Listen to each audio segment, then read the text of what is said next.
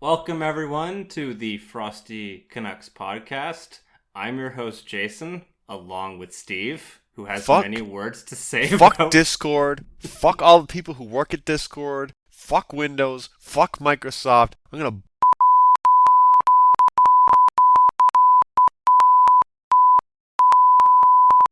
Jesus fucking Christ.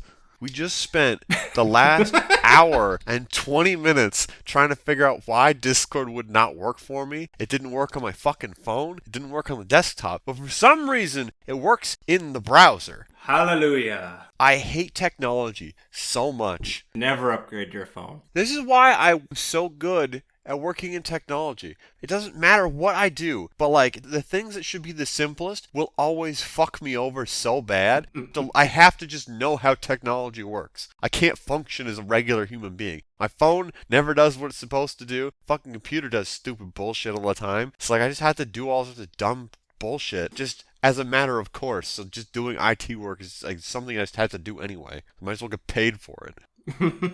It does pay well, though. It's never the complicated things that are an issue, because the complicated things that I try and do always work the first fucking time I try and do it. It's always like the dumb, simple bullshit that never works. The stuff that should just fucking work. Why is this on and off switch not working? Yeah, or just like, I don't know, fucking, I'm gonna... Jesus. At least I'll shit on their doorstep. That's just vandalism. There you go. Oh, yeah. God. So what am I titling this part of the segment? White guy complains about Discord. Angry white man fights Discord. Yes, that is it. Angry white man fights Discord is what the title of this segment is. Anyway, let's get into what the fucking podcast is actually about. Oh yeah, and I guess just as a reminder, we are recording this in the time that the VGAs are happening. Yes, so there'll be constant interruptions, maybe. Neither of us are watching them. Thomas, friend of the show, listener of the show, Thomas, he's watching it live right now. He's posting like what the trailers are. In the server that I'm supposed to moderate, but my moderation policy is to not moderate at all. They showed off a Hellblade 2 trailer. They showed off a thing for Sunshine or whatever that new Monster Hunter Rise expansion's called. And apparently... Sunbreak or something like that. And then apparently Quantum Dream? I thought it was Quantic Dream. He might have spelled it wrong. Quantum Dream is not a thing, right? It's Quantic Dream? Like the David Cage studio? I don't actually remember now. Okay, well, I think they're making a Star Wars game. Oh, yeah. Is what I'm reading here. I don't know, this is some interesting news things. I don't have anything to say about those, though. I don't give a shit about Star Wars. I haven't even played the first Hellblade. I mean, I don't need to say anything about an expansion for Rise. Like, obviously I'm going to get it when it comes out on PC. Like, that's going to be the big meme next year, right? It's going to be the Game of the Year, Monster Hunter Rise. Came out in January.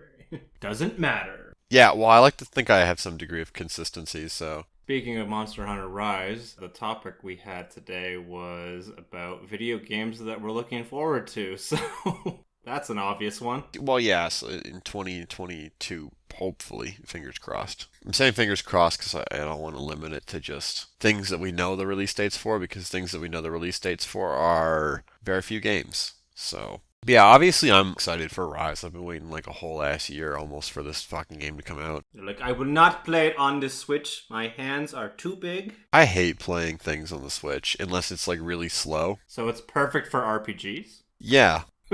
Or like Rabbids Battle Kingdom was fine because it's like not an action game. So you can, like when my hands hurt, I can just like put the fucking thing down and just like let them rest and just, you know, like... And contemplate, why am I playing a Ubisoft game? Yeah, well, so I don't know about you, but like every time my hands get sore with the Switch, I'll like put the Switch down, and then instead of using my thumbs, I'll use my index fingers on it. So I'll like lay it down, and then I'll just like poke it like I'm typing on it, like a yeah. What? No, I cannot relate. No. Oh, okay. Well, I use my index finger instead for the thumbsticks, and then I just press the buttons with my middle finger and my index finger in my right hand. I cannot say I've ever done that. Oh, well, my hands get sore with the Switch, which happens very quickly. That's what I do, so that I don't have to hold it and be uncomfortable. I can just keep my hands loose in a normal position and then just use them that way. Because that thing is not... I mean, if your hands are small, maybe it's ergonomic, but for me, it's not very ergonomic. It was made for children. Like all Nintendo. Or like very tiny people with tiny hands. My fucking hands are enormous though, so my feet. I got fucking big ass feet. They're like, well, there's like size 13 American shoes, but I'll let whoever the fuck figure that out. But like my feet are like very, like I would say almost disproportionately big compared to like the rest of my body. They're like almost clown-sized feet. Like it's ridiculous. So I got bigger shoe size than like everyone in our family, right? So I think. I cannot confirm. I don't know what's wrong with my fucking feet, except for maybe John. John's like fucking like 3 or 4 inches taller than me, so he probably has about the same size shoes or bigger than I do. He's a monster. He's huge. Yes. We can all point and laugh at the short person in the family. Yeah, I don't actually know. It's because your mom, she's like a hobbit, so. Yeah. It's right down the middle in terms of their height and the number. Like, it makes perfect sense. It's like mathematically perfect. I'm like, yeah, okay, that would be how my life would work. I mean, you're not over 6 foot like your dad, but it could have been worse. You could have been like all of like 5 feet tall like your mom is, so. Yeah. So at least the fact that you're like a normal height. I'm average. I was gonna say like 5'8", 5'9". I think you're about 5'8". as tall as my. Yeah, okay. You're around the same height as my sisters then, who are by all accounts very tall women. Anyway, Indeed. This doesn't have anything to do with Rise. I'm excited for Rise. Obviously, it's another Monster Hunter game. I've put over 1,000 hours in the Monster Hunter world. I'm finally at the point where I think I'm finally like bored of Monster Hunter World because I've just played it to absolute death. So I just need like new 1,000 hours. I'm now bored. Yeah, I just need like new monsters to hunt is the thing. That's the thrill of the hunt, right? He's getting better at the different monsters, and so having a whole new lexicon, or not lexicon, but having a whole Bestiary of some sort, yeah. Yeah, bestiary. There we go. That's the proper word. Bestiary of new critters to fight would be fun. I was kind of say trepidatious about the hunting horn changes, but the more I'm thinking about it, the more I'm like, actually, you know what? Maybe like the changes would actually be a good thing, just because it'll force me to think about and fight a little bit differently. But then I can still use a weapon that I just really enjoy playing, but. Also to see like what the unlockable moves are for it, because in my preview post that I wrote a couple of weeks ago, each of the weapons you can change out a couple of their moves for new moves, which means that there is like some low-key customization in sort of the same way that they have in the Generations games.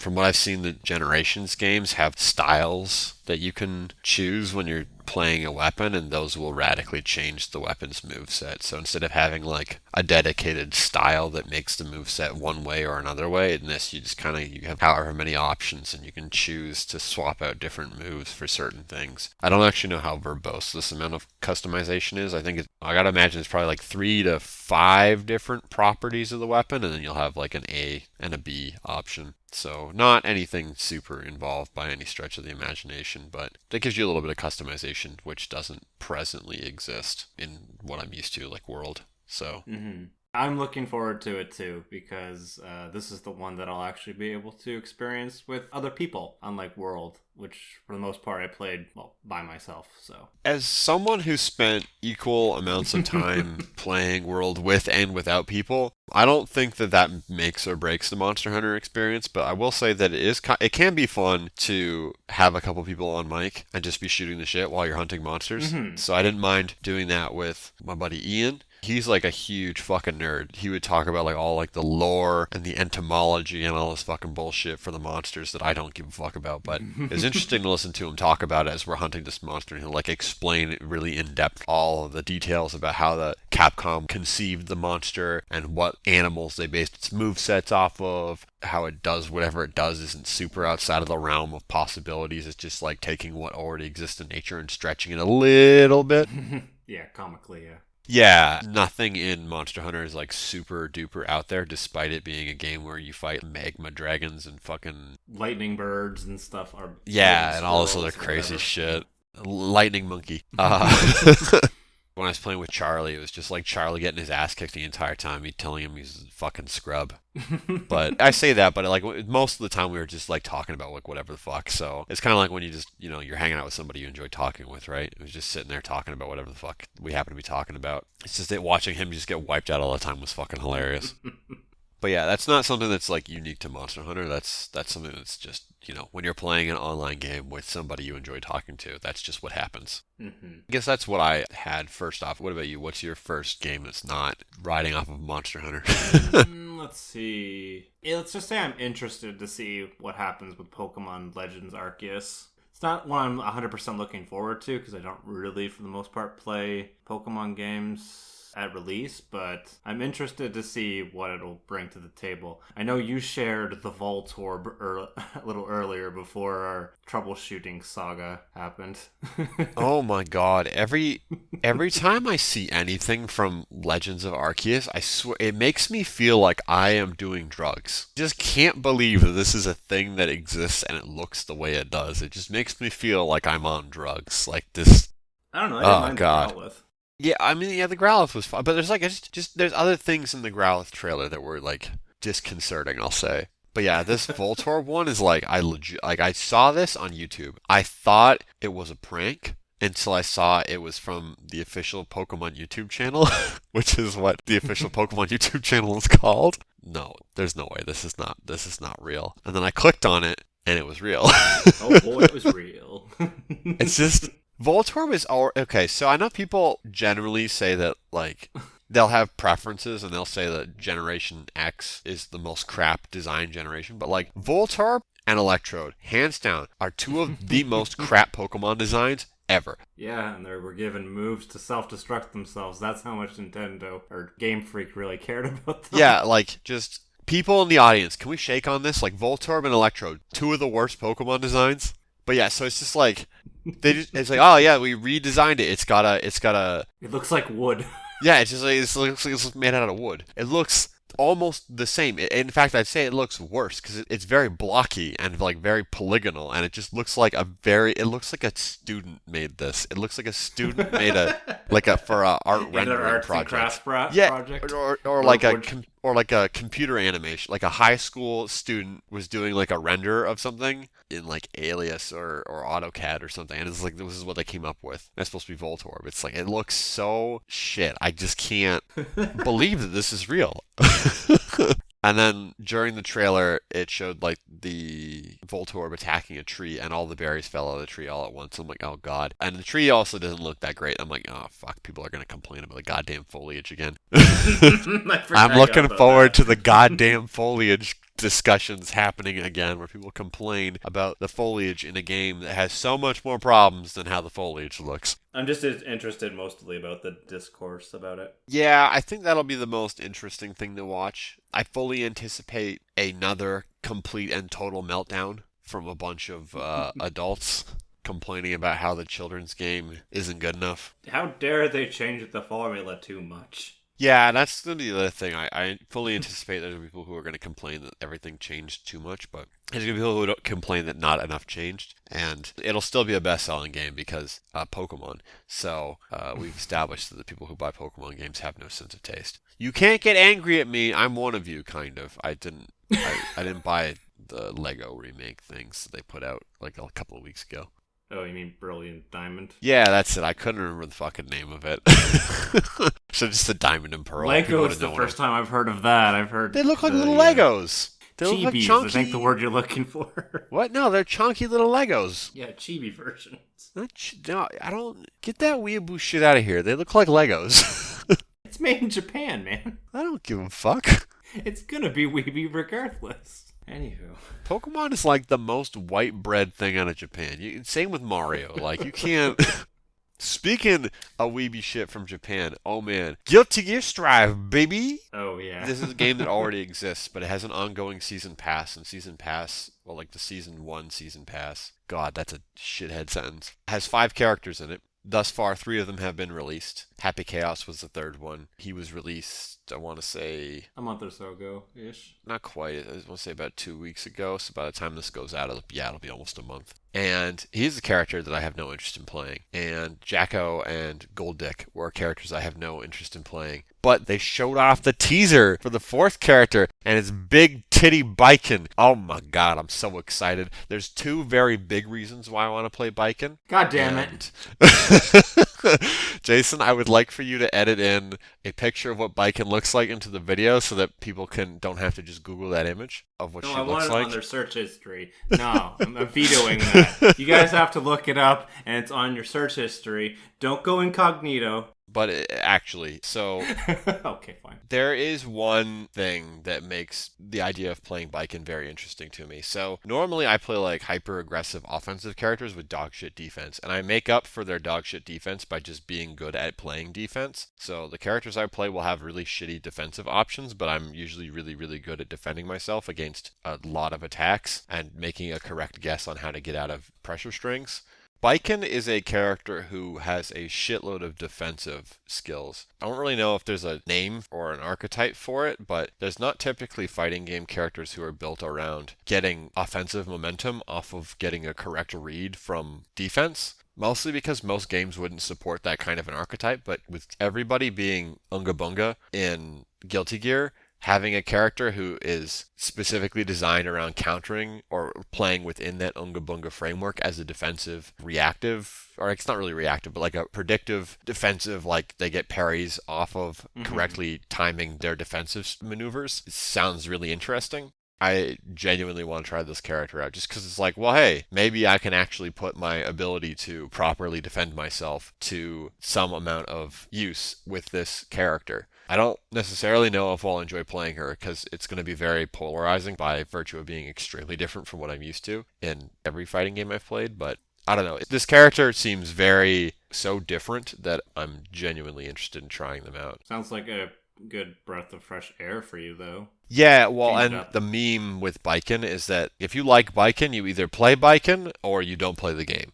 Because, like, most of the characters in Guilty Gear are built around, like, Unga Bunga Smash. So they, like, get really up in your face and just beat the shit out of you. And Baiken has the ability to just say, "No you," and immediately turn your pressure string into her own combo and just beat the shit out of you, which is, like, super frustrating in a game that heavily incentivizes playing extremely aggressively. I'm like, oh yeah, I could see why, like, 90% of the characters in this game would get, like, if people mained them, and they're like the really popular, like the really high aggression characters are usually the really popular ones. So I'm like, oh yeah, I could totally see why, like, if this character can just say, no, your pressure ends now because I said so, then I could see why they would get super pissed off. So this character is built around bullying the shit out of other people. And these players are used to just being able to bully their way to victory. It's like, oh, this character just says, no, that's not valid anymore. So that seems like the kind of irritating troll character that I would just like, I would love to play because I just fucking love pissing people off. It's the best part about fighting games. You don't even need to win. You just need to piss your opponent off. Because if you piss them off enough, you will win. So We've already established you're an evil son of a bitch. yeah. Don't talk about my mom like that, you piece of shit. Fine, you're an evil person. There you go. And then, like, the other thing that sweetens the deal is I also found out that you don't need to buy the season pass to get the characters. You can buy them a la carte, and that's substantially cheaper. So since I have no interest in playing the first three, I'm just going to buy Baiken for $9 instead of the $34, $35 that it would cost me to buy the whole season pass. And even if the last character is someone who I want to check out, that's like $22 after tax for the two of them, which is cheaper than like the $40 the season pass would be after tax. So yeah, it's just that I feel like the season passes go on sale more frequently than the probably the characters themselves. But I'm gonna be buying Baiken at like full price. There's no way, like, just thinking about how other games sell stuff, I'm pretty sure that developers only ever put the season passes on sale. I don't think they ever put the individual characters on sale. Because like the season pass, presumably, even on discount, would make them more money. But at a certain price, it's like, oh, okay, well, this is like a better deal. Well, I mean, So if most it's people half would buy off, it, it's so. like a character and a half. At that point, you just buy the rest of the characters. The three and Yeah. a half characters in this case. Well, I don't know. I have no intention of ever playing like Happy Chaos or Gold Dick, like, at all. They're so diametrically opposed to how I play character. Like, Happy Chaos has 2 meters to manage on top of his super meter, so he's got 3 meters to manage. And then, like, he's like zoning kind of mostly. His toolkit's built around zoning, and I fucking hate zoning.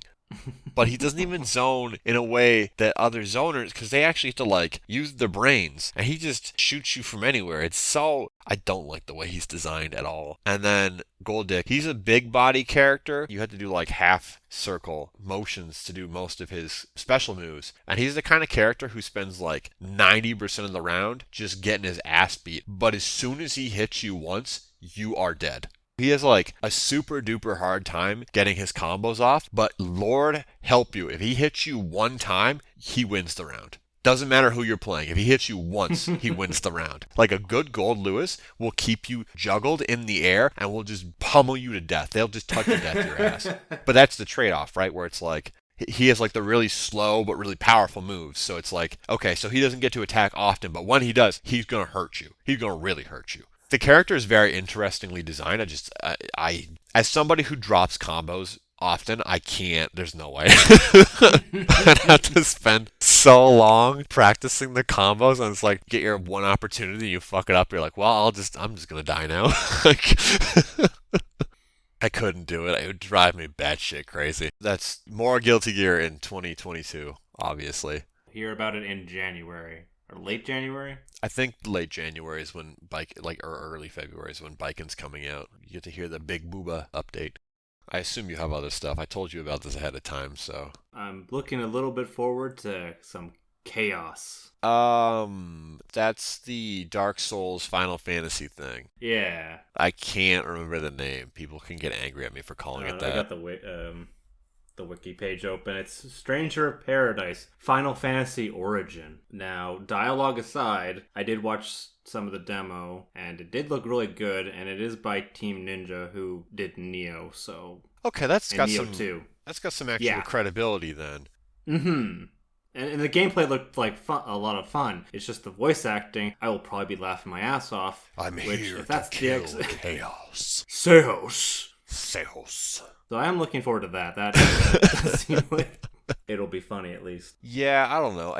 There's a video from Donkey. I think it was the E3 one from this year. He's like, every time there's an RPG trailer from a Japanese developer, I always feel secondhand embarrassment from people who are fans of these games. And I'm like, yeah, I watched that trailer and I'm like, this is genuinely embarrassing. Like, what the fuck? What is this? It really is. But looking at the demo, it looked a lot better. That trailer was not a good one. That's for fucking sure. It should have just been all gameplay. No story. Just don't even talk about the story. Yeah, well, Square's got too big of a brain for that. I know Sarah's looking forward to Rune Factory 5 to a certain degree. Yeah, that comes out in March. Oh, cool. I could just buy it as a birthday present for Miranda then. Haha. Mm-hmm, indeed. Actually, maybe I'll let her mom pick that up, and I'll work on trying to get that stupid indoor greenhouse thing going. Because that's going to be expensive. But yeah, that's definitely a big one. It's been out in Japan for a while. They're just taking their sweet-ass time to localize it. Is that correct? Yeah. Let's see. Xseed? Yeah, that's why. They take a really long time, but they do a good job with the translations. Say I don't know anything about Xseed, but They did the first 2 Trails of Cold Steel games for the translations. Okay. And then Nice America, like NISA, took the translations for Trails of Cold Steel 3 and 4, and people did notice a quality drop in terms of the localization. They take a really long time. That's the problem with them. Did they know that before it came out, or that they were switching the developers? The developer is still Nihon Falcom. It's just... Yeah, sorry, I meant like did they know that the translation was being done by a different... Because like my thing is that like people get so anal retentive about that. Some people will just like, oh, it's worse, without actually like, they'll just say it's worse because it's different. Well, they said it before and they also said it afterwards. Okay, I don't know if I trust that as heavily as... I don't know. People are I know what you mean. I played some of the Trails of Cold Steel 3, and I didn't notice an insane drop in quality, but yeah, they didn't do a bad job with that one, at least. I don't trust that. The type of people who complain about that are the type of people who complain about fucking everything, so I don't know if I trust that as much. But yeah, that'll be a good one for people who are into Rune Factory. Sorry, I'm just like looking through the list of stuff that's coming out, because like... Oh, there's the Plague Tale Requiem. Yeah, the sequel to that. You really like that one. I really liked that one. You may or may not hear about it on the next episode. Shh. Oh yeah, that's true. Our Game of the Year episode's next episode. Jesus Christ, that is very close to Christmas. And then it'll be out like just before New Year's. We did that episode on Christmas Eve. Yeah, that was fun. Fun for you, not fun for me. No, it was bullshit for me too, because my boss didn't let me go early. That's the first time. I didn't actually know, but I forgot about that. Yeah, it's the first time in my entire working career that my boss made me work the entire day on Christmas Eve. That's why this year I'm just taking it off. I didn't want to deal with his shit again. I'm just like, no, I'm not working the full day on Christmas Eve. Holy shit. Then I still had some leftover vacation days, so... Yeah, may as well. I guess the big problem for me is that the only things that are listed as coming out are fucking, like, big games. I don't give a shit about big games. Oh, and I'm sure that Legend of Zelda Breath of the Wild sequel, whatever that will be titled, is definitely going to come out in 2022. I do not believe that it's coming out next year. That was sarcasm. I know, but I'm reaffirming that I do not believe it's coming out next year. I don't believe it either. There's not a fart's chance in a hurricane that it's coming out next year. So Baldur's Gate 3 has been in early access for over a year now. Oh yeah. Just based on how Larian typically does their development cycles with their games and their early access stuff, I would suspect that Baldur's Gate 3 will be coming out of early access next year, because they usually keep their games in early access for about a year and a half to 2 years. That is a game that I am legitimately excited to looking forward to. I didn't want to buy it while it's in early access because a good chance that it could change radically, and it's always annoying if they make like really big changes and then it kind of fucks with, or like adds content in an area that you're already past, or it fucks with the build so much that you just need to start over again, and it's like an RPG, so you don't necessarily want to keep restarting over and over and over again. But yeah, they're a studio that has repeatedly put out RPGs that I have enjoyed. So while I don't think that Baldur's Gate 3 will necessarily be like another Divinity Original Sin situation, I expect the same pedigree that they brought to the table with Divinity Original Sin will be carried over to Baldur's Gate 3, such that the things that I liked about Divinity, at least in some capacity, are present in Baldur's Gate, so that I'll actually, enjoy it instead of despising every minute of it like I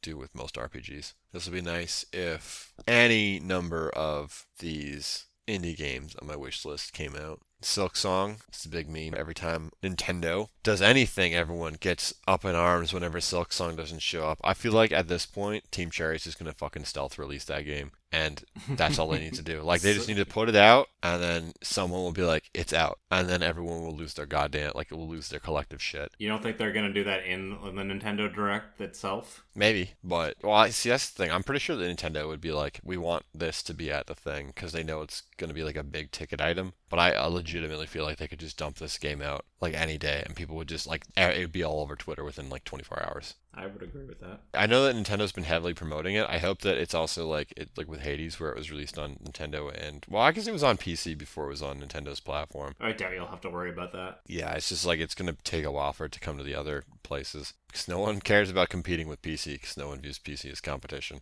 Gonna play that Uncharted collection? No chance in hell. What's in it? 4, and then that Lost Legacy. That's it. That's all you Okay, get. so You as don't get somebody 1 who's through 3. played Uncharted the first, and that's it, I don't necessarily know if jumping in at 4 would be the best idea. Are those like very story-driven games? I think you could actually probably get away with it pretty easily. They're not very well connected. I think the one that has the most connections was 4 and Lost Legacy, which is why they're bundled together. I see. Like, there's a few characters here and there that would be like, oh, it's you, and then that's about it. Oh, okay. So the fact that people like play up a big, oh, you need to play all of them is kind of horseshit then. In my opinion, it's very horseshit for the Uncharted series. So there's a lot of times where I'll ask people like, if I'm going to play one of these, what one should I play? And everyone's like, oh, you should start at the first one. And I'm like, okay, but isn't the first one like the worst from a gameplay perspective? And they're like, yeah, but the story's going to be so good that you'll want to play all 3 of them after. This is back before the 4th one came out.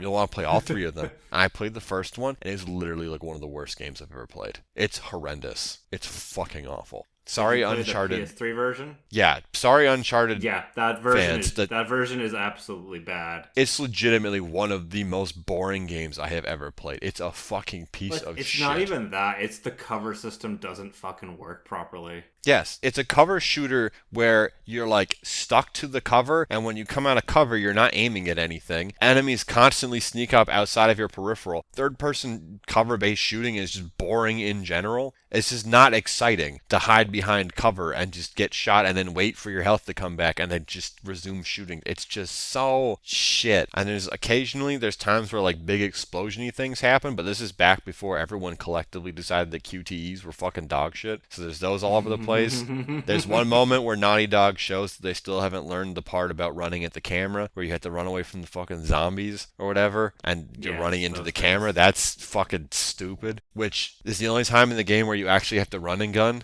which they tell you about way earlier than that, and it's by the time you get there, you're like, what the fuck? Just why?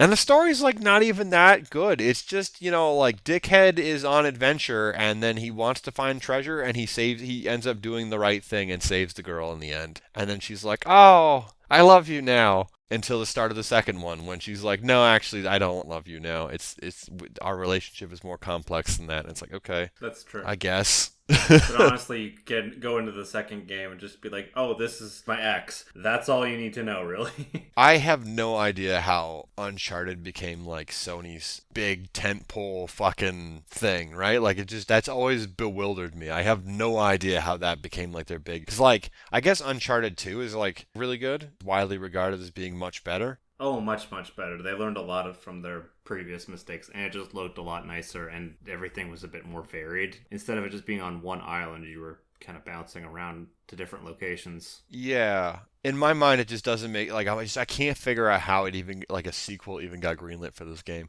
But like whatever, Sold well enough. I guess. So yeah, I don't know. And then it became like this big fucking franchise or whatever. I do know that, should we put spoilers for... No, Uncharted 4 came out in 2016. You guys can eat my nuts. Spoilers for Uncharted 4. We'll timestamp it. I do know that at the end of the fourth game, you get to see his like teenage daughter, and she's all like, "Oh man, I totally knew you guys used to go like exploring and shoot people and find treasure or whatever." It's in the epilogue, yeah. Yeah, I'm like, they have to go like full circle and just like copy Tomb Raider in every sense of the word and just have you play as his daughter in the next game, whatever her name is. I don't know if she even has one. Well, that's why you play as, I think it's Chloe in The Lost Legacy, because they're like, well, Nathan Drake is done.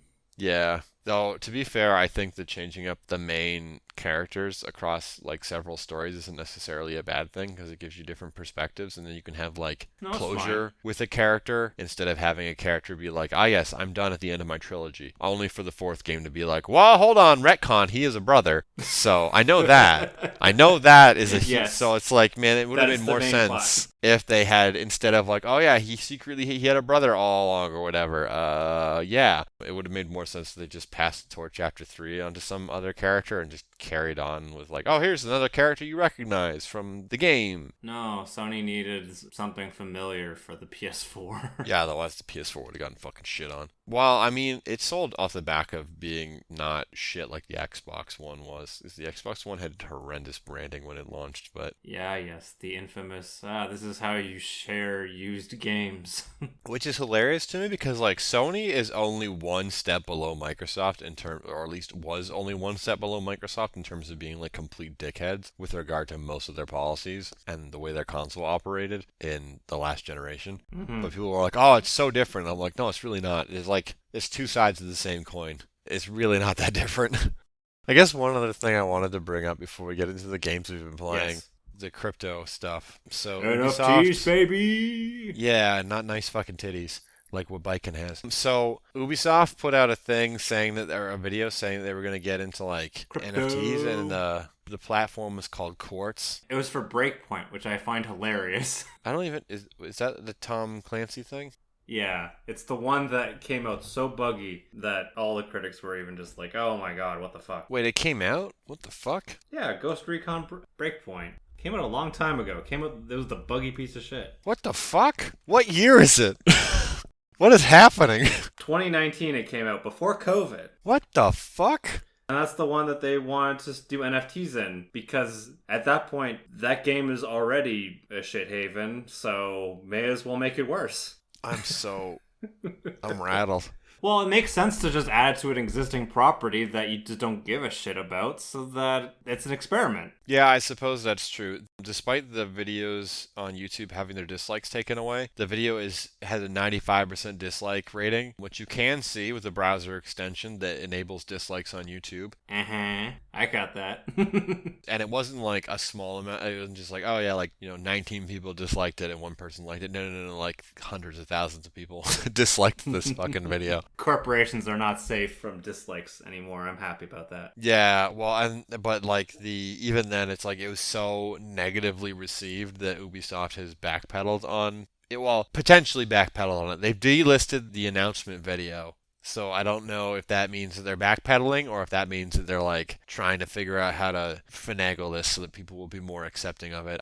I'm happy about this. NFTs are a complete fucking waste of everything. They're a waste of space. They're a waste of time. They're a waste of money. They're a waste of computer resources and computational resources it takes to maintain them. It's quite literally the most useless application of blockchain that exists. Mm-hmm. So I'm glad that people, at least by and large, aren't buying into this dumbass bullshit that every company's like, oh, we gotta get into NFTs. Don't right-click and save as. No, don't do that. Yeah, no, it's a complete, just the whole...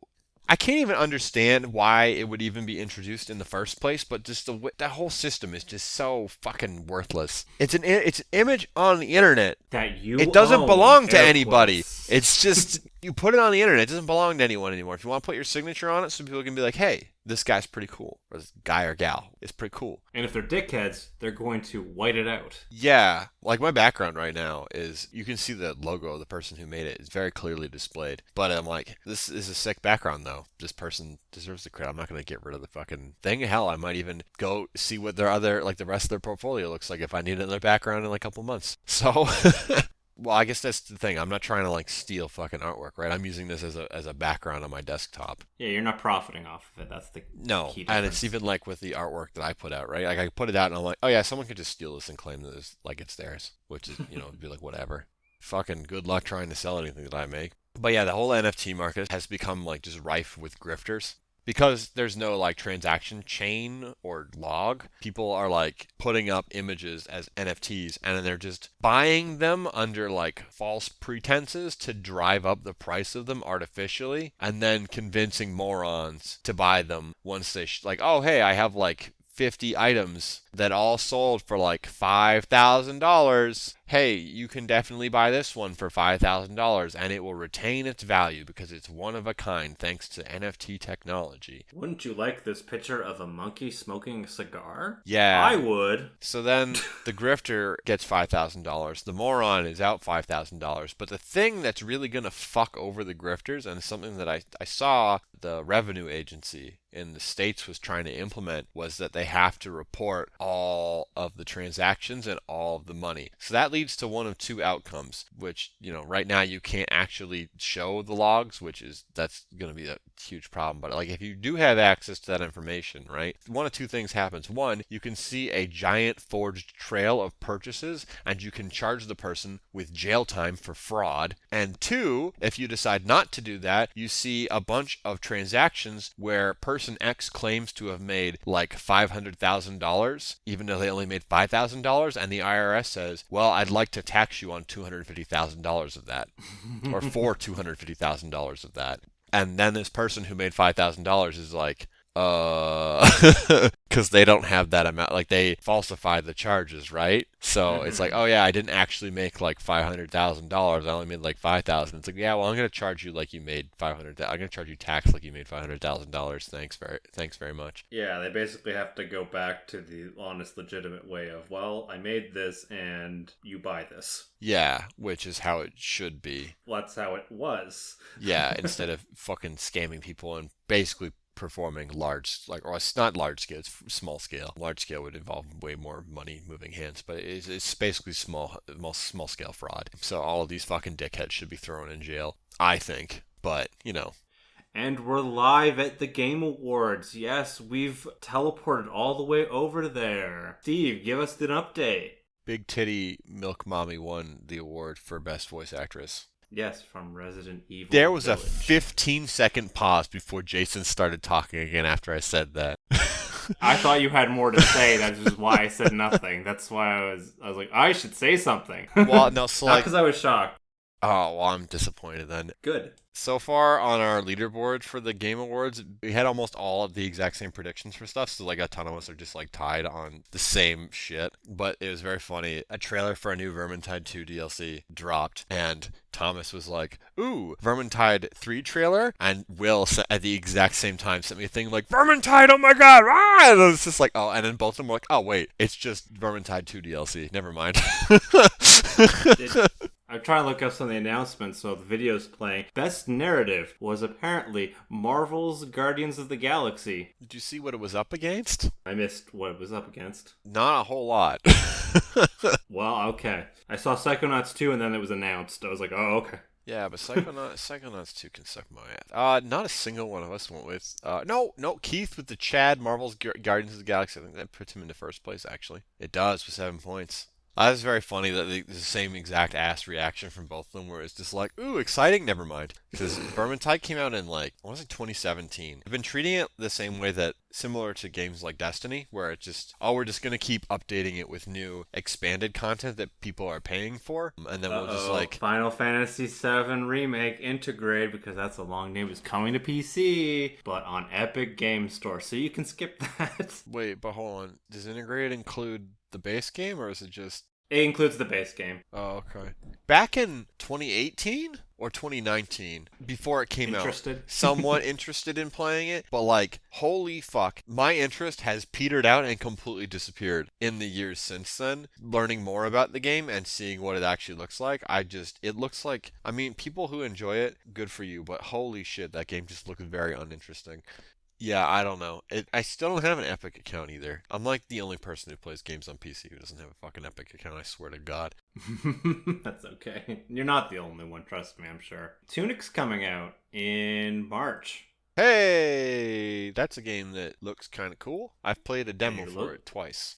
It was good both times. I'm sure there'll be other shit. Yeah, well, at this point, the award show's been going for 2.5 hours, and they've only announced like 10 of the winners because they've just been showing nothing but trailers and stuff. And all of the announcements for the awards happened like... Because Thomas posted like 7 or 8 of them in a row, so I gotta imagine they just like farted a bunch of them out after showing a bunch of trailers. This is why I'm like, there's no reason to watch this fucking shit. Just like E3, like just watch it. Or it's even worse than E3, because at least E3 conferences are only like an hour and a half long at max. And you can pick which developer you like the most. But not even. You just go watch Microsoft's, because they're the one that act like they don't have anything first party to show off, so they just show off a bunch of cool third party shit, and you're like, all right, that's all I needed to see. That's very true. They finally released Halo Infinite. Like, they have dick all to show off. Although, like I say, if Bethesda now, so there might actually be a reason for to show up beside, like, for third-party stuff. Well, what used to be third-party stuff, anyway. Yes, good point. Anyway, we can take a break from that, because I assume more shit's gonna come out. But yeah, do you want to get into the games we've been playing? Even though I know that you haven't been playing a whole lot, so yeah. No, because I'm moved, so I've really not played a whole lot.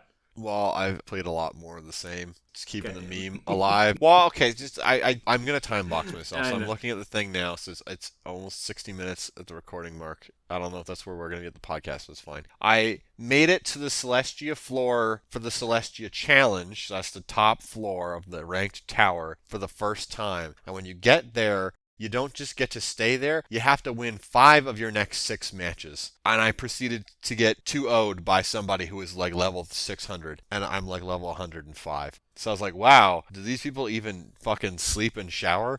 And then I got knocked down again, and then I got back up to the Celestia, and then the same thing happened. So I've been there twice. I am currently once again at the Celestia challenge, but I was like, fuck this, I'm going back to unranked. So I'm just gonna leave it there until I think I actually stand a chance of winning, and then I might go back and try it again. But like right now, I'm just like, no, I don't want to. I just want to fucking play the game and not just bounce around a million fucking floors all the time again. So I'm just gonna go to unranked so I can just play some good ass sets against people and just have fun. That's really cool that you got that close to the sun.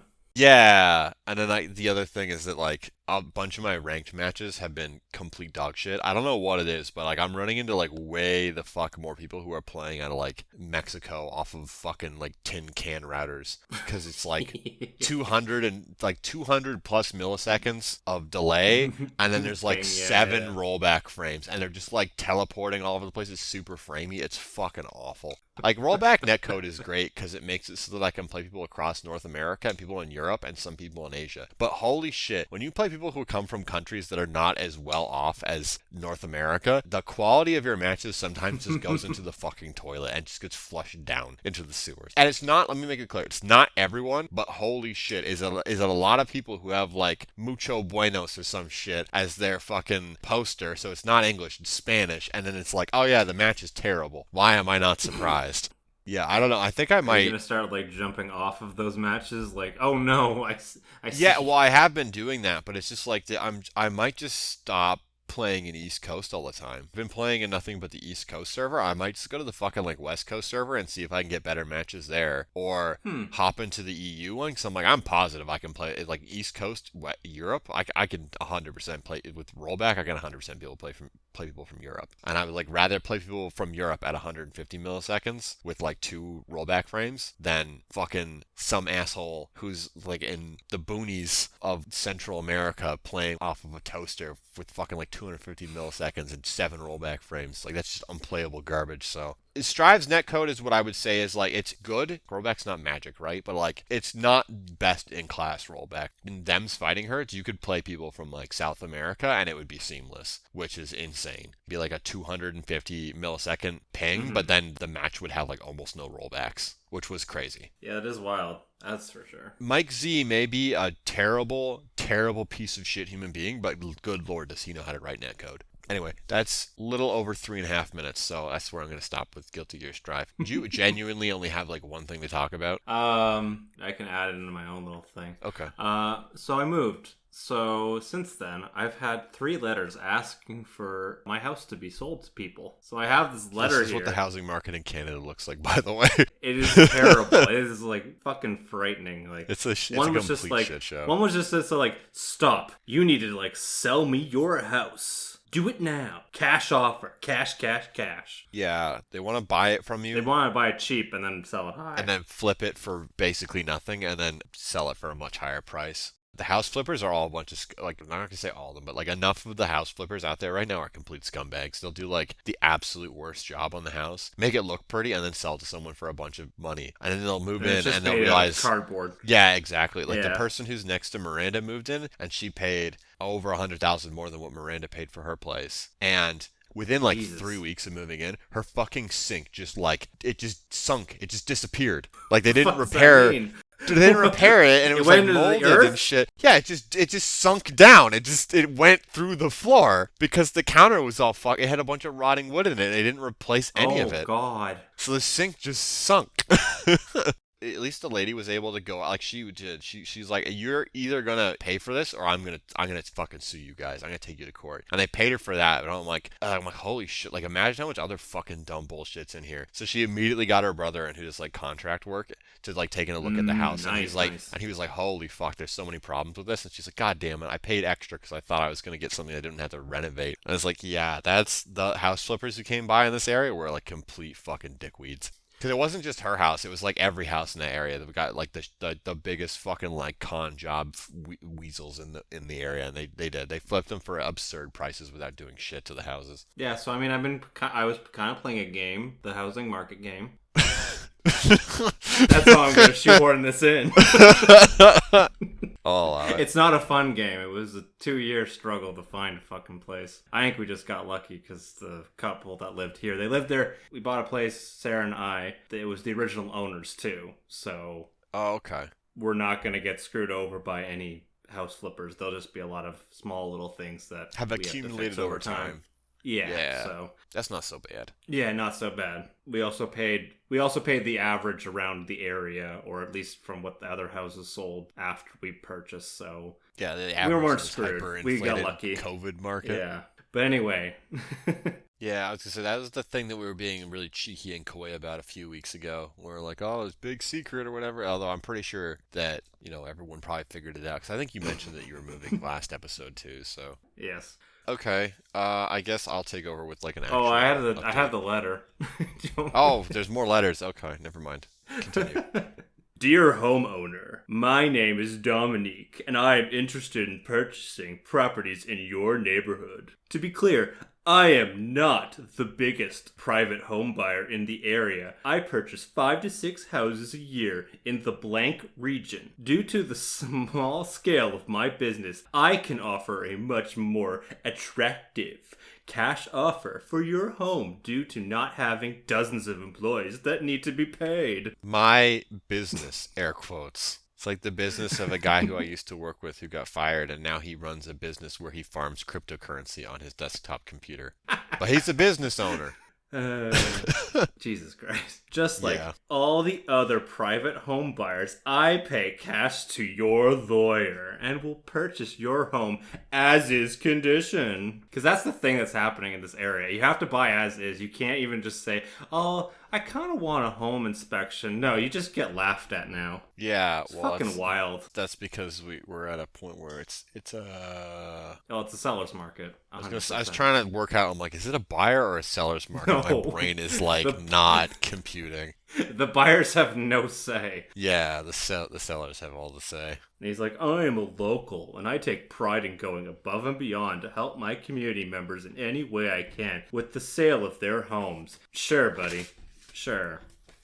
Fuck off and stop leaving these fucking letters in my mailbox. Yeah, that's not gonna happen. I know. Even Miranda gets summoned. Like we kind of already established, she doesn't exactly live in the nicest neighborhood. So I don't know. Just wild. We've gotten 3 of those in the 2 weeks we've been living here. Not even 2 weeks. Jesus Christ. So, fuck me, like, gonna get like 100 of those this year. One day I might just call them because they all leave a number. They're like, stop fucking leaving this garbage in my mailbox. Fuck off. If you leave me another one of these goddamn things, I will hunt you down and shit in your business's front porch. Where's your address? I'd like to mail you a card. Middle finger. It's the picture, I was gonna say, it's the picture of you flipping them off. Yep. No return address.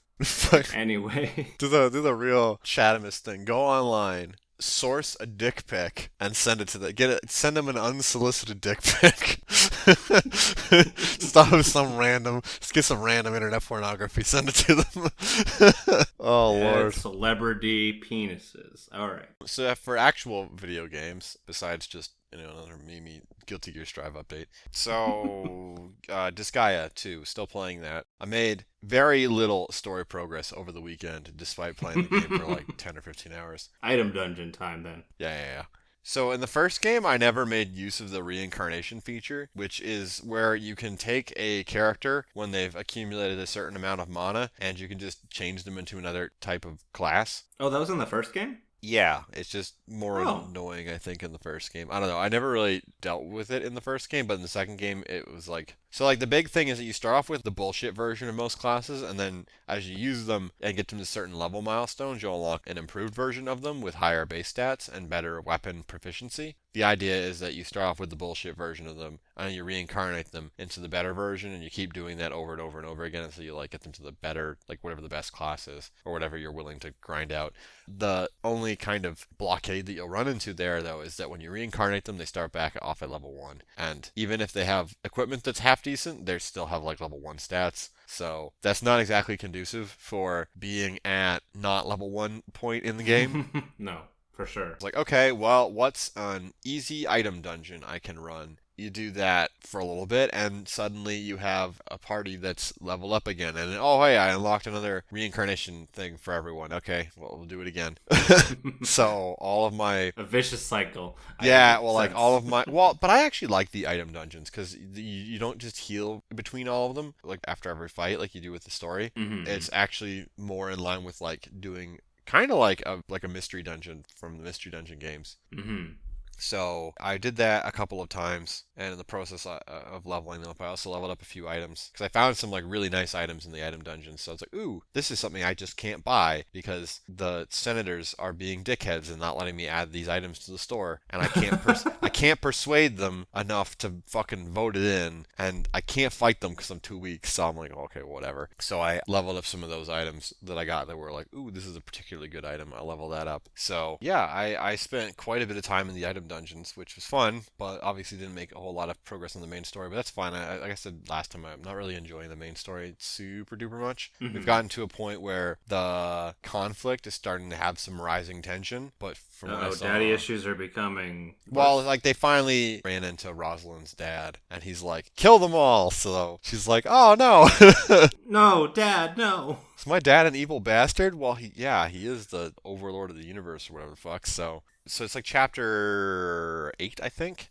I think there's 13 in total. So I am getting close to the end. So it makes sense that this would be like the part where there's some rising tension in the story's conflict. Huzzah. Yeah, game's still fun enough. I think that Disgaea is more fun without like the story. The item dungeons are just like fun as hell, and then you just make your characters like broken as shit. Yeah, I mean, that's what people love about the end game. Yeah. Massive damage numbers, the massive health you've got, those crazy amount of stats.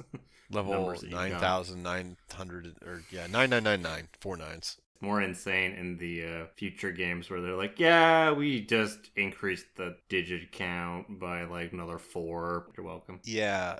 I will say in general, though, it is definitely been advantageous to focus in on just like a few units. I know that's maybe not the best strategy long term, but so far it's been working out. I also did forget that I set up Rosalind so that she could steal healing spells off of one of the healers I just decided to stop using, and I only realized that accidentally while running through the item dungeons when I needed like a little bit of extra healing, so I popped out my other healer. So I was like, oh yeah, that's right. I was planning on giving Rosalind healing spells. Shit, I should do that. So now I'm trying to get the healing spells onto her, which is something I already know how to do from the first, like where you have the student next to the master and then the master can use their skills and they level up the skill once and they have it permanently. So having some healing on Rosalind would be nice because her int is extraordinarily high despite the fact that she has zero reason to actually, well, she starts off with a gun. I haven't gotten rid of the gun, but like guns don't use int. So, but like healing spells do use int. Just off of a basic heal, she can already heal an extraordinarily large amount of health, which is awesome. So I'm like, she should definitely have healing skills. That makes sense to me. I would say I can probably finish it before the end of the year. The only reason I'm mentioning that is that, so we have a leaderboard in my server for games completed every year. And for most of the years, I am at the top of the leaderboard. This year, Nico was ahead of me for like, I want to say like 8 months. I only just recently caught up to him again. He saw how many games we both played this year. He's like, hey, you want to like tie on 69 at the end of the year? And I'm like, sure. So we've been working toward that. He slowed down a little bit because he recently had a kid, so he's been looking after his kid instead of playing video games like a degenerate.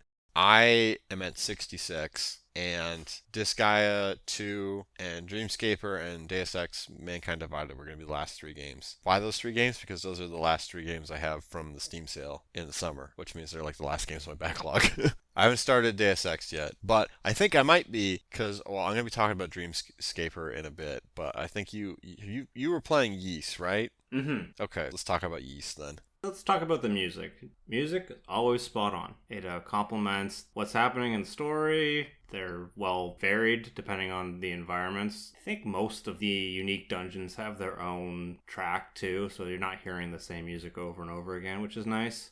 Just solid music in that regard. Japanese as composers, as I think we've mentioned before, they don't fuck up music that often. I was going to say, Japanese people have an extremely good track record when it comes to their musical talents. It's across different genres as well, but I don't know. I've been consistently impressed with, it's like one of the only areas that I don't give Japanese devs a huge problem, well, I guess Japanese game makers a huge problem, is they're very good about making sure they take the time and effort to make music that's awesome. Man, this RPG sucks, but I love the track kits. Yeah, well, Nier, right? Like, I despise the Nier games, but they always have such good music. They do. That's for damn sure.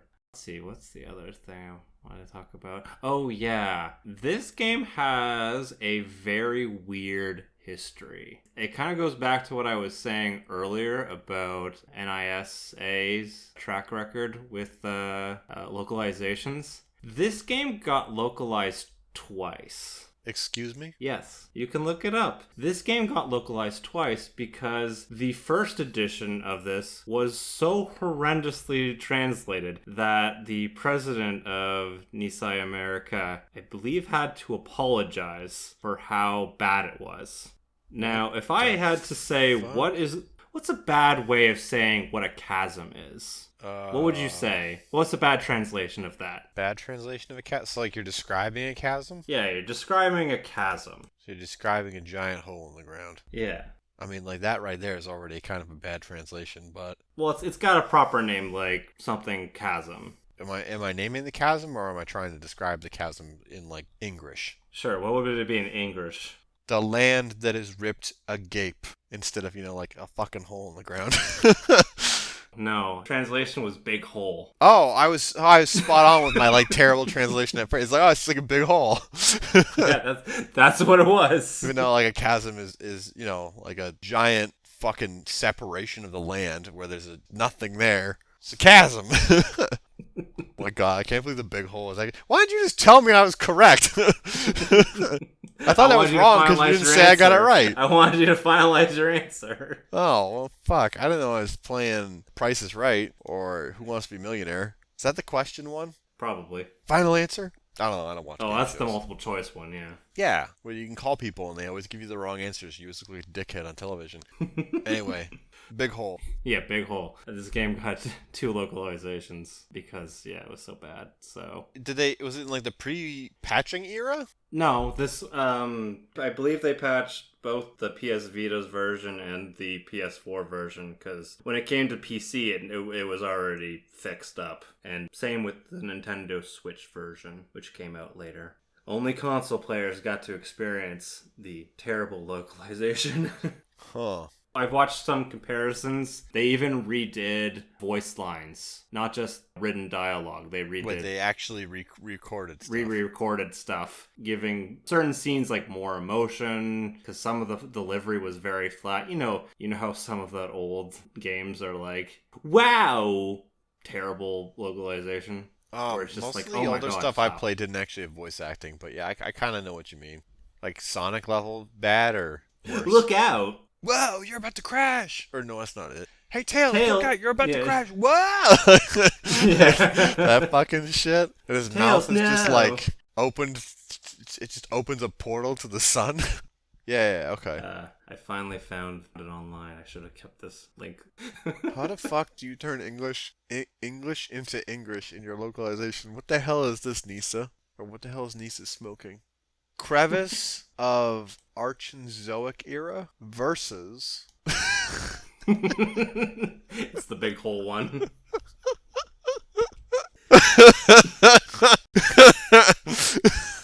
It really is. It's just Archenzoic big hole.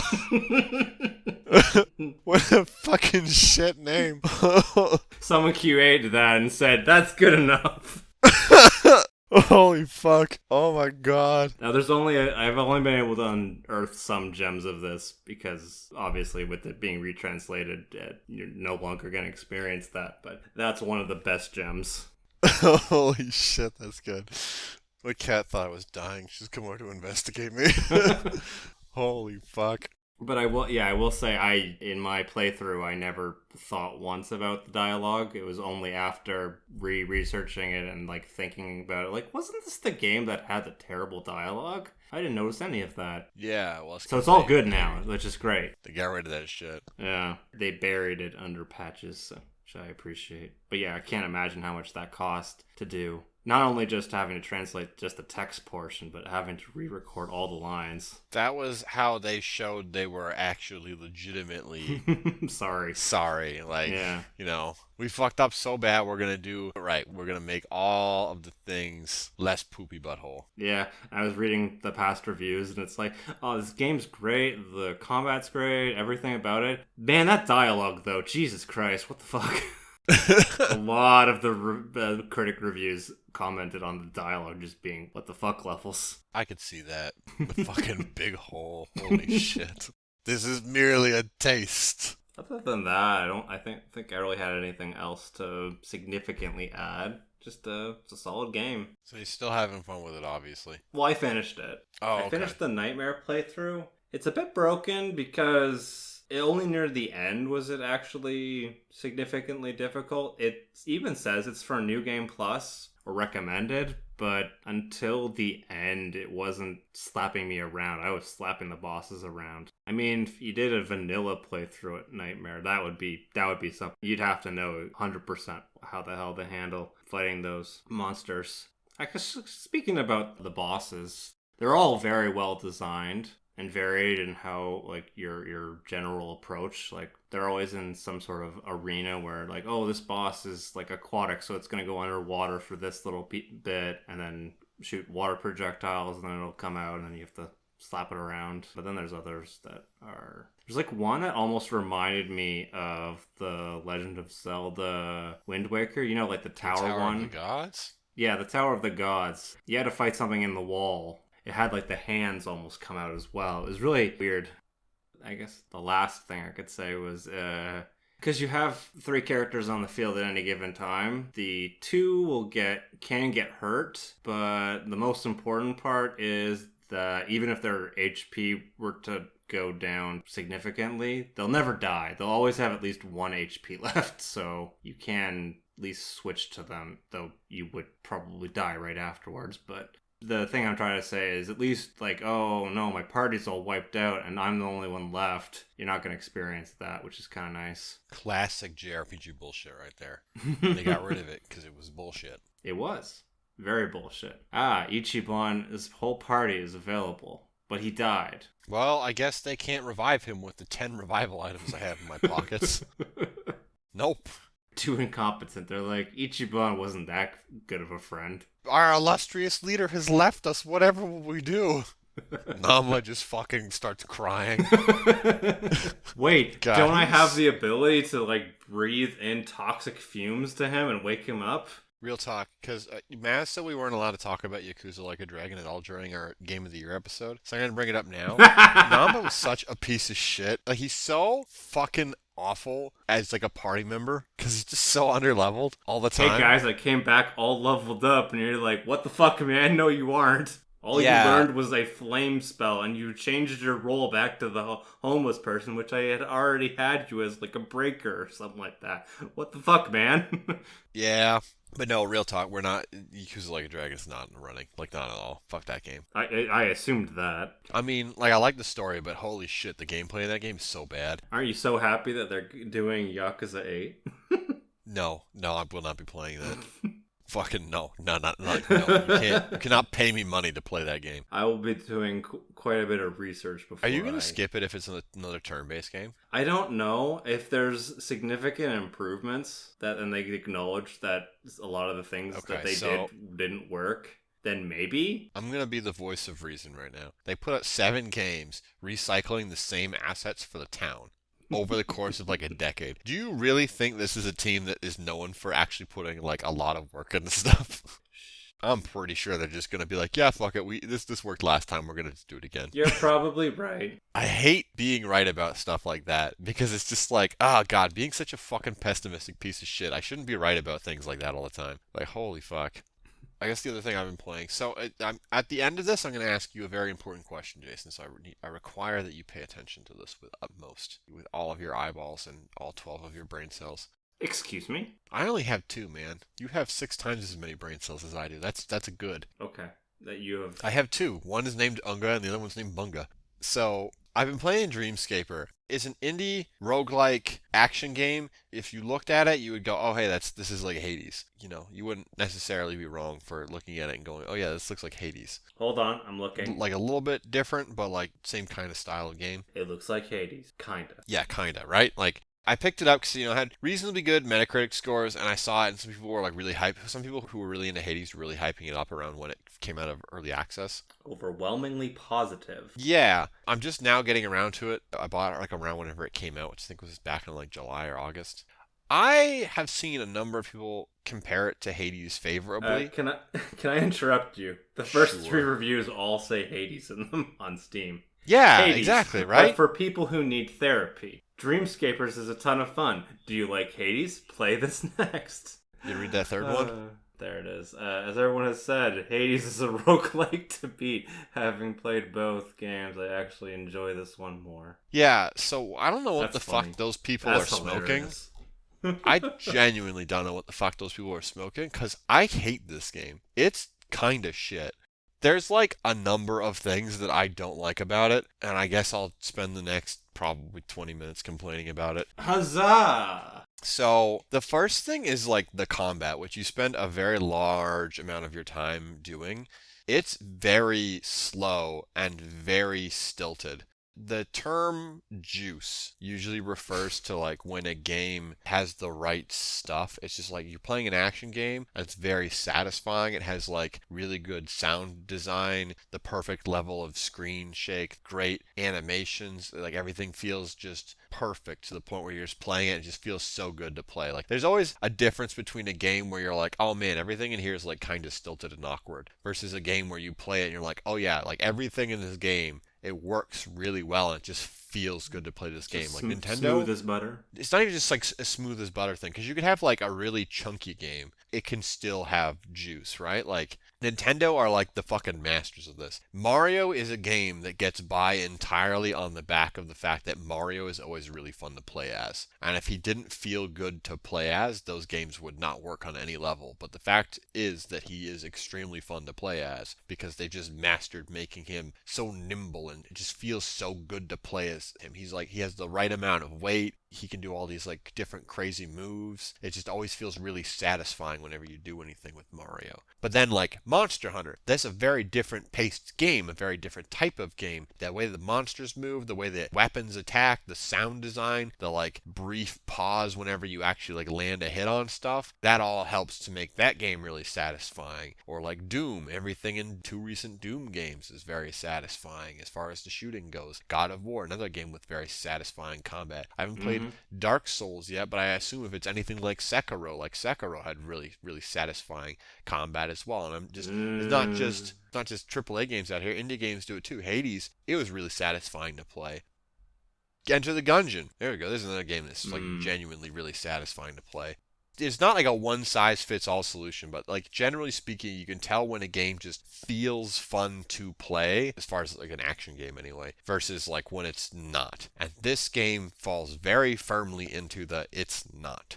The animations are just very stiff. It feels like there's a huge delay between everything that you do and everything your character does, but there's not enough weight to any of the animations for that to feel normal. In Monster Hunter or Dark Souls, the animations look really slow and weighty, but they sound and look really weighty, so the fact that there's like a bit of a delay between when you press the button and then when the thing happens on the screen, it's like, okay, this makes sense. This character's doing this like really hulking, heaving, motion or whatever whenever they're doing strike or an evasive maneuver. Where in this, it's just like, man, it feels like my character is just holding a foam sword and beating the shit out of a fucking piñata.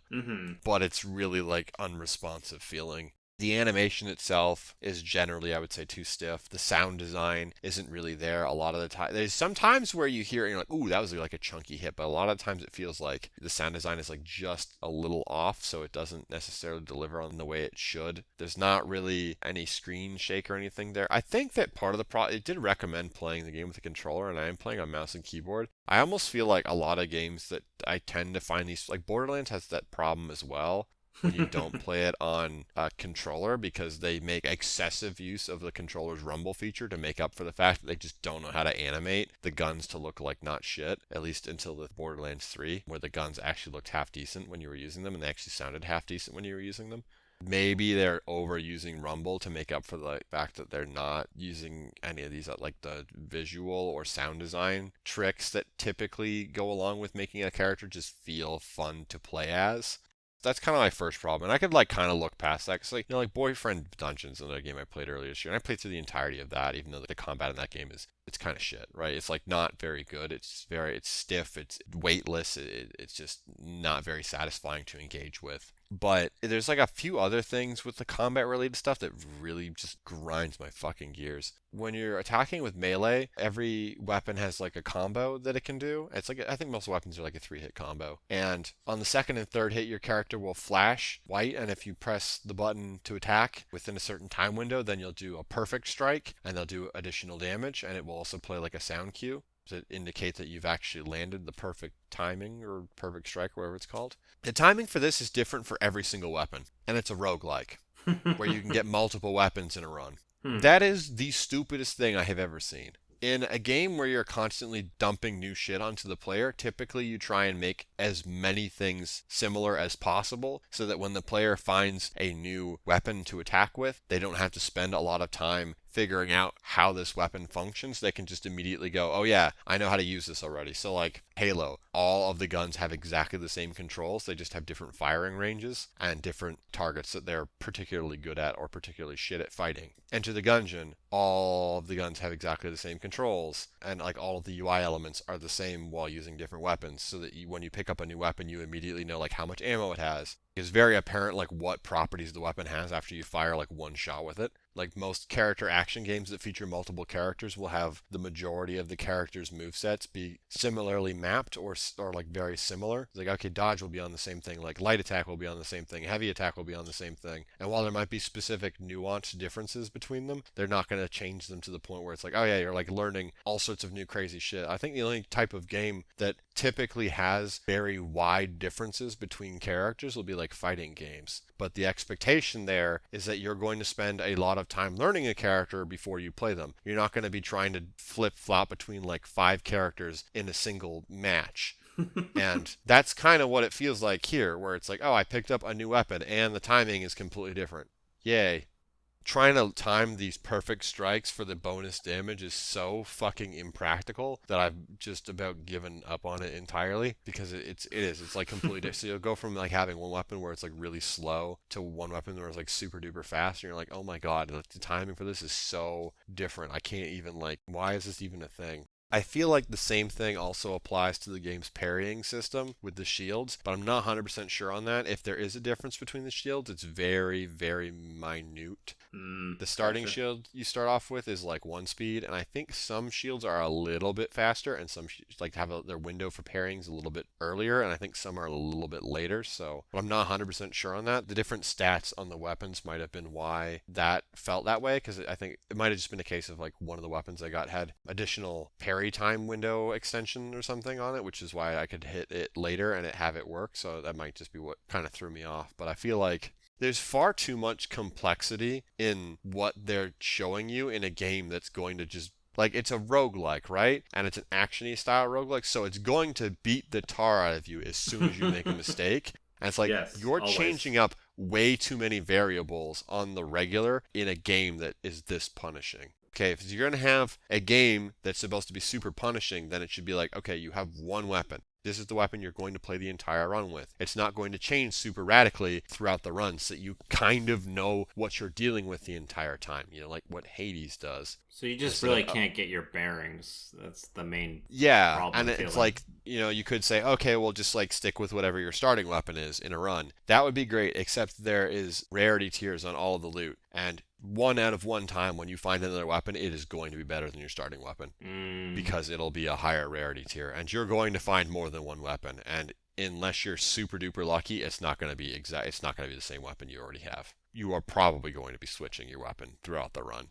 There's 7 floors in a run. I have only made it as far as the 3rd floor, and I will have swapped my weapon out like 2 to 4 times in that period, just by virtue of finding something that is much better. I think it's just like far too complex as far as like what's expected of the player to play optimally. It's very confusing to me, like, why that's even in the game at all if you're swapping weapons so often. You think that if you're going to be swapping weapons so often, you want to be able to give the player their bearings really quickly. So it's like, okay, we've already changed up the speed and the strike range and what the combo even does when you swap the weapon, right? Like, it's, oh, I went from a hammer that does wide sweeping strikes to daggers that only do, like, attacks in front of me. Okay, like, that's already a really big change. Oh, yeah, and like, they have completely different ranges. Like, the hammer was slow and hit far away, where the daggers are like really close range, so you have to be like right up in the enemy's faces. That's already like a huge change. Why would you also make like an extra change? Like, okay, the attack to get the extra like 25% damage from like the perfect strikes, you have to like time your attacks completely differently. It's like, what the fuck? Why is that even why? So that's genuinely quite confusing. The other thing that I am completely baffled by is the way that the game does progression. I'm not super big on progression in general. It's one of the most off-putting things for me about most RPGs, is that I find most progression loops very tedious and very boring. I liked the progression in Hades because instead of it being like, there is a little bit of like, oh, you get to make your character better, which I'm not super big on. But like the better thing is that you get alternative versions of the weapons and you get more story tidbits. So you get like lore and story stuff where you get to find out about different characters and have their own little side stories and all this other stuff. That's cool. I like that because it's like, oh, it's just like the story's evolving every time I play. So I like go out and have fun playing the game and then I come back and I get to deal with some like story type stuff. Mm-hmm. In Gungeon, you just get resources to unlock a shitload of guns, and then when you go into a new run, it's like, oh, I have new toys to play with. That I don't mind either. So like one is a case of like you're getting a reward that's like you're kind of intrinsically motivated towards. You're like, oh, I want to see like what happens next in the story. But in Gungeon, you're just like switching the guns all the time, though, yeah? Or yeah, and in Gungeon, it's just like variety, right? It's like, oh, I just have so much fucking. There's just so much, like, and no two runs end up being the same when you unlock enough guns. So I guess you have a bit more control in that regard. Kinda. The more you play Gungeon, the more variety you have in Gungeon, right? That's kind of the idea. And I think that that's a very good way of doing things. Like the more you play, the more variety you have available. It's one of the things I ran into with Slay the Spires. After I played it for like 200 hours, I'm like, okay, I'm kind of bored of playing this game now because I feel like I've seen everything that I can do in this game at this point. Or maybe not everything, but like enough stuff where I'm seeing like it just feels very repetitive after that amount of time, which is fine. Like 200 hours is a very large amount of time to spend in one game. So it's just like when you have like a roguelike, I feel like having enough variety where when someone comes back, it's like, ooh, I feel like I got a different combination of shit I've never seen before, or some crazy ass combo like that I never thought about. It was something I got. It was this crazy broken thing, and it was so fun. With Dreamscaper, the progression is how do I word this so I can get across how stupid this is? You have to unlock the ability to upgrade weapons on a per floor basis. You'll get resources in the, like, I'll call it the dungeon. I don't know I guess it's like a dream world. So you'll get resources from that, and you'll go back to the real world and you can spend them. And one of the ways that you can spend these resources is by adding amenities to the dungeon, like a healing well or a forge to upgrade your abilities or weapons, or like challenge rooms that give you a reward of some kind, like either a new ability or new weapon or what have you. But you have to unlock those on a floor by floor basis. So like getting the first mana or the first healing well unlocks it on the first floor, and then you have to pay more resources and you can get it on the second floor, and then you can get it on the third floor and the fourth floor. Granted, keep in mind that these are not like guaranteed to spawn. They just have a chance to spawn when you unlock them as part of the dungeon layout for that floor. It's so weird to me the way this game's progression is handled. Like, it's just to make the dungeon less shit, you have to unlock like what should just be a basic thing that just has a chance of spawning just by default. Like maybe the healing one is like, okay, you unlock that so you have like a chance of healing later in a run. But it's like, why the fuck do you have to unlock the forge that's used to upgrade items? Why do you have to unlock the shop? Why do you have to unlock the fucking challenge rooms or the puzzle rooms? Like, I don't understand. That does seem a little odd. Like, yeah, it's just like, it's like, why are you making the game super fucking boring and making me do all sorts of work to unlock what should just be basic features that are included in the game by default? The reason is because we need progression, because that's the only thing that's going to keep you playing this game. There's just like so much bullshit progression in this game. So it's like there's those unlocks, and then there's like a bunch of unlocks that improve your character's abilities, and they're like the most sad ass fucking garbo tier upgrades. It's like, oh hey, you can have like 5 extra HP on your character who starts off with like 70 or 60 HP or some shit. Or you can have like an extra 1% of this thing, or an extra 1% of this thing. What the fuck? What are these upgrades?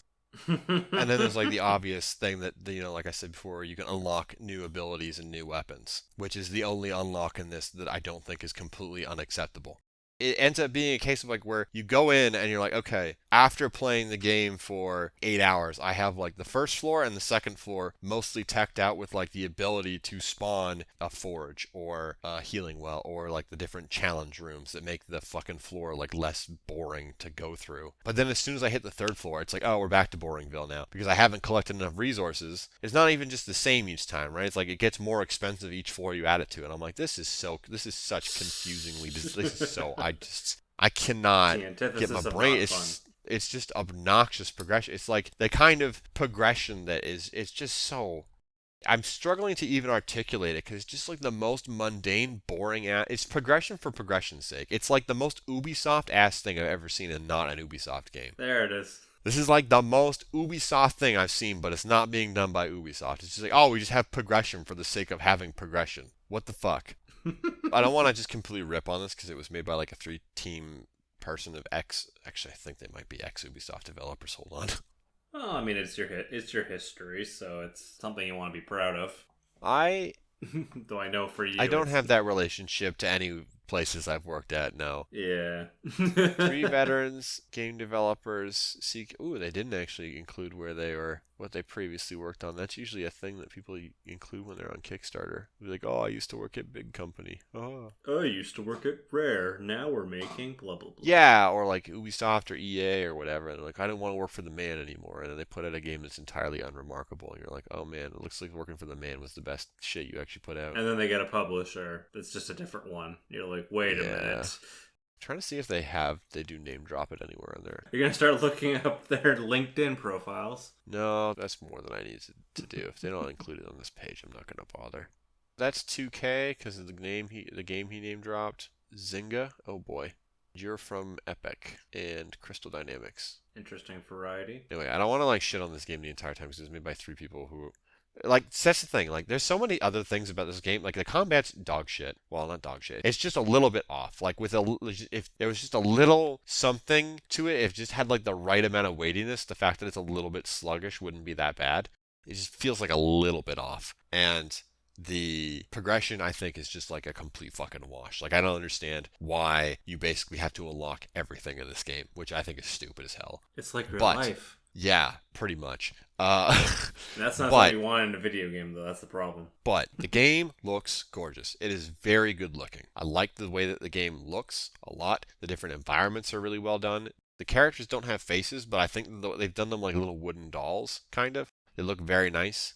Minimalist, I see. Yeah, it's minimalist, but it's not like that fucking dumbass polygon thing that was really big a couple of years ago. This is like a lot more detailed, but it's like still light on details, if that makes sense. It's like the areas that need to have details are there. So like as the characters are talking to each other, they move their arms and they have body language that portrays what they're trying to say, and you get that part of the communication without. Like, they don't have facial things. It's like, it is really hard to make faces. If you fuck up faces, people can tell you fucked up faces. So it's like, if you don't have the budget to make faces look good, don't try. Yes, the whole dilemma of like Uncanny Valley. Oh yeah, you super duper go into the Uncanny Valley if you fuck that up. So it's like, I appreciate that they've not included the faces, but they've done everything else. They've included the body language, and then the way they've written the dialogue I also don't find super offensive. It's written very casually. It's not written like actual writing would be. It's written like the way people talk. And then the way it's delivered as well, they have it come out like in little bits and pieces that kind of mimic how the cadence of the delivery would be. In some cases, this works really well. In other cases, where the sentence is just like too long, they have it split between like 2 different things. And I think that kind of interrupts the flow and makes some conversations a little bit more laborious than they have any right to be. But when they deliver the little snippets of stuff in the same way that someone would articulate it, I think it works really well. As opposed to, just putting the entire thing in like a fucking text box and letting you read through it or whatever. The story is fine. It's not something that I'm personally super invested in, but that's because I am a white dude who was raised in the city in a poor neighborhood, not somebody who was raised in the country or somebody who is a little bit more well off than I was, who went to the lake and camping every summer. I feel like this is the kind of story that will hit with you a lot better if you're either like from the country and were totally out of your depths when you left the nest and went to the city for work, or if you were somebody who spent a number of summers in your childhood up at the lake, which neither of those things apply to me because I was just fucking poor and from the city, so I didn't have to move to the city and be like unacclimatized to it. I actually find it weirder when I went to the country towns. I was like, wow, people here actually say hi to you on the streets. That's fucking weird. I get what you mean, yeah. Yeah, it's in the city, like no one even fucking looks at you, right? Like, except for homeless people, and they're just looking for a fucking fight, so sometimes they're coked out of their minds there anyway.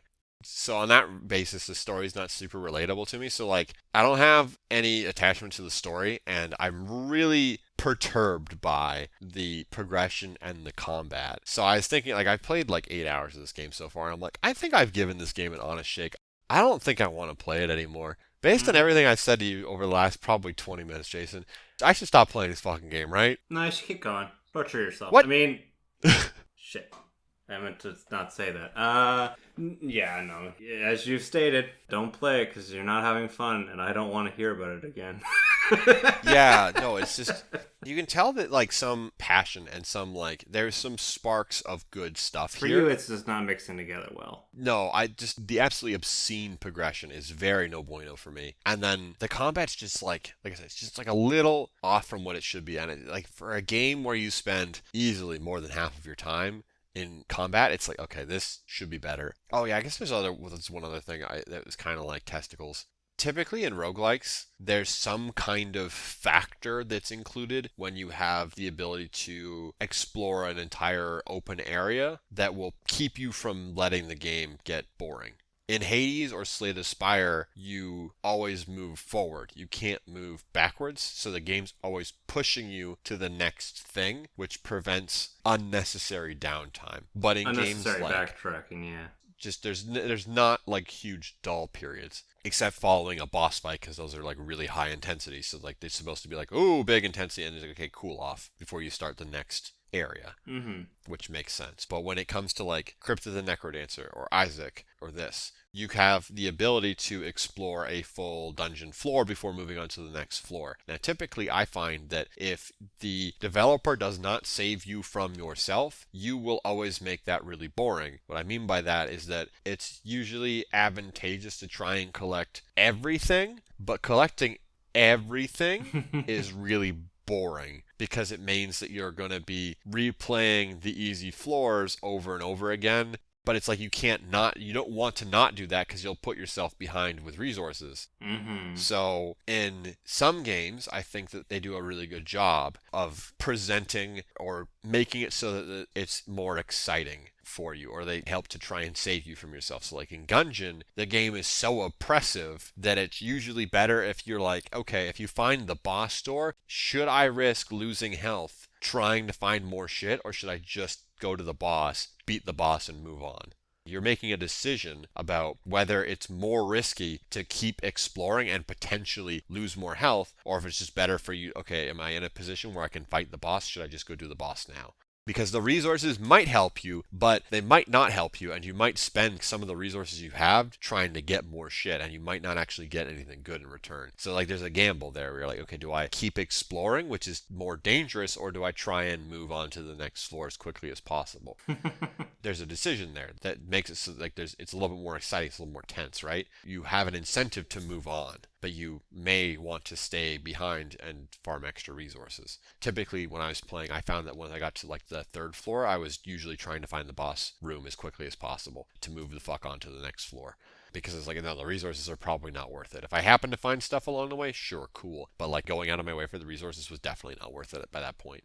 In Crypt of the Necrodancer, you have the duration of a song, so you only have 2 minutes to explore an entire floor, typically. So that's how they keep pushing you forward in that game. You have a limited amount of time. It's like a timer. In Dreamscaper, there is no timer, so it's just really boring to explore all the floors, because you'll just comb the entire floor, get everything, and it makes going through the first floor and the second floor, well, I guess all the early floors, really repetitive and really boring. So you're basically just like collecting money to upgrade your shit with by doing that, and to buy new stuff with. So it's like, oh yeah, you should always just explore every floor fully, which I think makes runs very tedious, especially in the early stages where nothing is, like the bosses aren't even threatening. So I want to reiterate, because I think I spent more time shitting on this game than I have complimenting it. In fact, I'm pretty sure I have, because I'm very pessimistic. I think that this game has ideas and aspects that are pretty well executed on, but in general, I don't think the comparisons to Hades hold any fucking water. I can see why this game didn't really catch on. I haven't really heard anyone mention it outside of a few people being like, ooh, is this the next Hades? No, the answer is no. That's why it didn't catch on even remotely as much as, well, every other really popular roguelike has. So it's a thing that exists. I played it. I'm definitely not going to finish it, which means I have to come up with something else to finish, but I'm sure I can find something else to play between now and then that I can finish in relatively short order. Might replay Shovel Knight or something. Just hit that goal. Yeah, 69 for the memes. Anyway, that's it for me. I think I've talked way the fuck too much about, well, certainly that Dreamscaper anyway. That you have. And with that, that's the end of our show. Thank you all very much for joining us this episode of the Frosty Canucks. You can listen to this podcast on Anchor, Stitcher, Apple, YouTube, and Spotify. Spoofy. And as always, you can follow this podcast on Twitter at the Frosty Canucks. You can follow myself at JavaManimation. Eventually, art will be coming back. Not yet, though. When you're not busy fucking doing house renovations. Yes. Anywho, Steve, your stuff. You can follow me on Instagram at FrostyLight for art-related stuff. I haven't really been posting stuff there at all. I don't really know why. I have an idea for an art piece I want to do, but it's just going to be me redesigning my avatar lady Fufo again. So you know, that's a thing. Go read my blog, frostylate.ca. That's the important one. I want you to check out my blog and read my stuff. This past week, posted an article that I worked on with Grammar Sensei about my time with chives over the last 6 or 7 months. It was very cathartic to write about, and it seems like a lot of people enjoyed reading about how I, as somebody who has not owned a cat before, have adjusted to owning a cat. Yeah. It is an interesting read. Well, it's one of the few times, like, I don't see this very often, but, like, there's a difference between articles that I've written where I, like, am having fun writing the article and where I wasn't having as much fun writing the article. I feel like you can tell because all the articles where I'm, like, really having fun and really interested in what I'm talking about, they just read better. And I feel like this is one of the ones that falls into that category where it just reads better, just better in general. So go check it out. There's tons of pictures of Kat in there. Some where her eyes goobery, but there's a couple that are more recent where her eyes not as goobery. So there's also a video where I show that I've trained her to shake paws for food. And then by the time this is live, there should be a post about Wildermyth finally. I spent months struggling to write about that fucking game, and I finally wrote a post. And again, Grammar Sensei helped with not just grammar stuff for that, actually. They also helped to give me some ideas as far as how the post should be structured, and in general, I think it came out quite well. I'm pretty excited about it. Anyway, if for no other reason, because I finally wrote about Wildermyth, which I've been trying to do for months now. So yeah, and then I think the only other thing that's coming out on the blog this year is going to be a really self-indulgent review of Guilty Gear Strive, which I expect no one to read, but that's what I'm going to write about. And Grammar Sensei, I know you listen to the podcast, you have that to look forward to. It's going to be extraordinarily long, probably. But yeah, and then Twitter is where all the notifications for stuff go. So if you want to just keep up with what I'm doing or what's going on, or occasionally see cat-related stuff, go follow me on Twitter. It's also at FrostyLight. Just Google FrostyLight. The shit will probably all come up. All right. Thank you all for joining us, and stay frosty.